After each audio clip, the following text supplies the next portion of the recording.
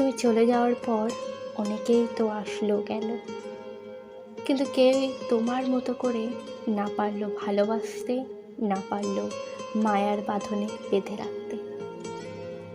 তোমায় আমি কি করে ভুলবো বলো?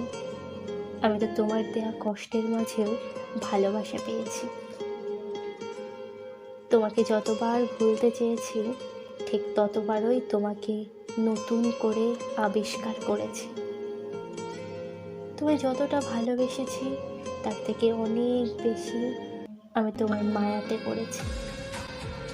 হয়তো মানুষের ভালোবাসা ভুলে থাকা যায়, কিন্তু মায়াতে বেঁধে রাখা ওই মুখটাকে কি করে ভুলে থাকা যায়?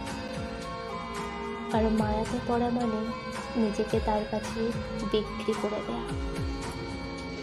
ভালোবাসার কষ্ট আর কতটুকু কষ্ট দেয়, সকল কষ্ট তো ওই মায়ার কাছে পরাজিত হয়।